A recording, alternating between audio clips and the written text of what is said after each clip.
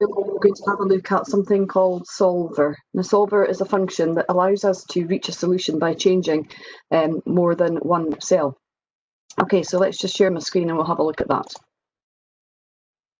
Okay, so what I've got here is I've got station requests. We've got a budget available of £500, and the total cost of the current order for our various stationery items is coming in at £196. Now, my supervisor wants to know how much we can actually order, okay, of any of the particular items to make that value there more 500 or closer to the £500 okay budget. So first thing we need to think about is Solver is actually an Excel add-in.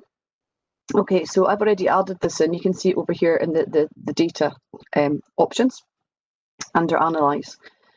Okay, but you'll need to add it in. So if you go to the File menu, right down the very bottom on the left-hand side, click on More and pick up Options.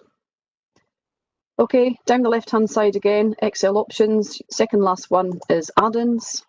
And then down the bottom left-hand side of the screen, we're going to Manage Excel Add-ins. Click on Go. Okay, and there's Solver. Okay, mine's is already ticked, obviously, because I've already installed it. Okay, but you just tick in the box and then click on OK. And as I say, it'll appear within the Data menu, okay, over on the right-hand side under Analyze. Okay, so once we've installed that, we're going to have a look at, as I say, how we can, or Excel will evaluate to see how many units of each of the items we could possibly purchase. Okay, to make our spend closer to the budget of £500. Okay, so we're going to click into cell E17, okay, where we've got the total cost of the current order. Click on Solver. Okay, and bear with me, I've got some in here already. Let me just delete these out. Okay, so set the objective in cell E17. Okay, so that's because we selected E17 at the start, so that's fine. We're just going to leave that there. By changing which variable cells? Okay, so the variable cells are in column D. Okay, so they're the units. Okay, and then we can set various constraints. Okay, so obviously we want to make sure that each of the units, okay, are a whole number. Okay, so click on Add. The first constraint is going to be D7 to D16. Okay, must be, use the little drop down box, an integer, okay, to make sure that it's a whole number. Click on Add and we'll add another one. Obviously as well, okay, the total cost of the new order cannot be more than £500. Okay, so again, we're going to say E17 must be less than or equal. Don't type 500, but click into the cell B3. Okay, click on OK. That's our constraints set. Okay, so as you saw earlier, you can delete them, you can change them, you can add more. Okay. So once we've set up the constraints and we know the variable cells that we're changing, you can click on Solve.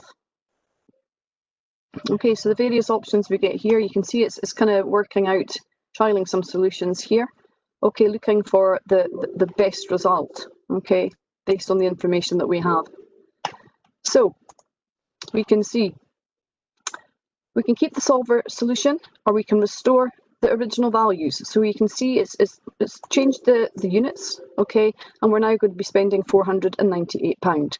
Okay, if you think that's not a viable solution, just say restore original values, okay? Or we can return to the solver parameter dialog box, okay, if we haven't set the constraints properly.